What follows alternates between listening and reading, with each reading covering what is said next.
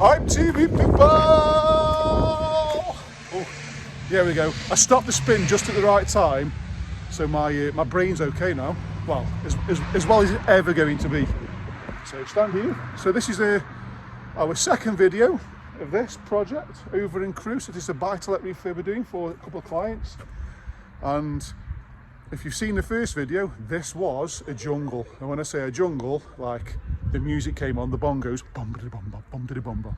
We had Tarzan and Jane swinging. This was a proper jungle. So the first thing we did is to try and keep the neighbours happy, is we've got the brush cutter in and trimmed it all down and got rid of all the greenery. Also done the same for the rear of the property. So I'll take you for a quick look.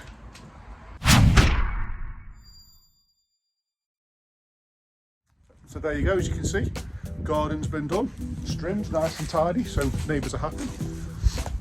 On the back of the project, so I couldn't see this before on the original video, because obviously this was overgrown, so I couldn't actually stand here. So we've bricked up the inside skin on there. We've removed this outhouse so you can see where it's been painted. There. We've also put some patio doors in to open out to it to enjoy this massive garden. So that's been done already. Contingency, folks. This is why all investors or anybody that's doing any work on the house need a contingency fund, because we can only quote for what we see, and obviously this was originally a building, so we could never see this. But this wooden lintel here is completely rotten and needs changing, so that's going to be an extra. So a bit of a tip there for you, and I've said this in many videos, is when you're doing these things you should always have a bit of a contingency funds for things that you can't see. And as builders, we don't unfortunately have x-ray vision, so we can't see these things until we start stripping stuff back. So there we go. Anyway, onwards and upwards.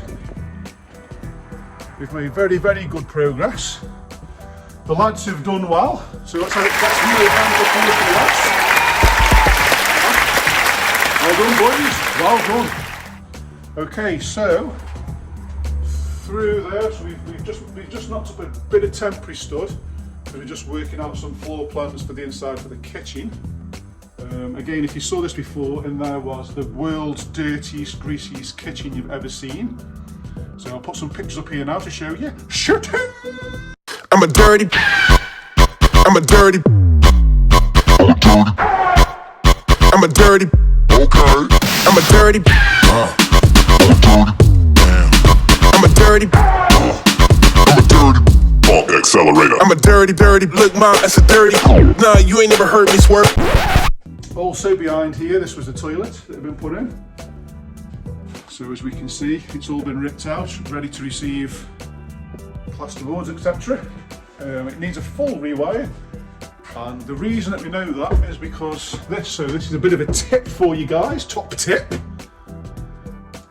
Ooh, don't like that. So the old wires in the property, if the old wires in the property are generally black in colour and not grey, the black is actually rubber. So it's a rubber coating on the old wires, and what happens is rubber always does, it perishes and it erodes away. So the new stuff is PVC, which lasts a lot longer. So if it's grey, the chances are your wiring's not too bad. But if it's black, it's going to need a rewire, because like I say, it can perish. And I can't see anywhere on this particular piece I can show you that it's perished. However, I have seen it where it's perished to the point where the copper wire inside becomes bare, and you've only got a twist and it's going to start causing problems with the electricity. So top tip, when you're going around surveying your houses, people, or anybody doing any DIY at home or whatever else, if you've got black cable, the chances are it needs a rewire, and you should get it checked out. And there's a bit more. Here's some I've prepared earlier. I won't get it in focus. So yeah. Top tip, people, if you've got black coated wires, the chances are you should get it checked out, because it may need a rewire. So there you go. And if you're an investor going around these properties and you see something like that, then you need to put it in your spreadsheet so that you can start working out your numbers. So a little bit of a tip there. So again, this is the hallway. So this is the living room that we originally said. So as you can see, we've done the strip out. Carpets are gone. We're in the process of getting rid of getting rid of all the wallpaper, etc. However, it's a nice, clean, tidy site now. We've got some old stud work that's obviously been done previously. We've got an old doorway that would have been previously there, look, that someone's boarded over. We've got the original timbers. So these timbers go stretch from one side of the property to the next, horizontally, and that's obviously supporting the floor upstairs, so they're a structural piece of timber. I don't personally like the idea of having timber as that, because obviously over time it will sack, but never mind. So the reason that we've put some temporary stud in there, which is this bit, so obviously now we can see the front door that I've just come in, is because we're trying to work out the dimensions of the kitchen, because what we're trying to achieve, if we stand back here, is to give it a bit of sex appeal. Oh, yeah, a bit of sex. Baby. To give the room a bit of sex appeal, to tell us the tenants when they come in. We want them to walk through that door there, look inside this huge kitchen, this huge living room, appreciate all the natural lights coming in through there. See how much thought's gone into this. And we've also taken this wall out there, so we can have an open plan kitchen. So it's literally one big room. So as you as a tenant, this is how people need to think. If you are going to do a buy-to-let refurb, it's obviously for a rental purpose. Is what is your tenant in mind, and how are they going to feel? So as you walk into the living room from here, look at all the natural daylight coming in, and as you just walk around the corner there, we've got a massive open plan kitchen. So we've really tried to put a bit of design idea into this, and really tried to take advantage of having an open plan kitchen to really maximise the space. So like I said, we're only at the beginning stages of this, so we've got some temporary stud in there, etc. We're still doing the rip out, as you can see here. Bit of block work there for security. We've obviously got to brick up the outside properly. We still need to prop this, but again, this is only an update, people, only an update.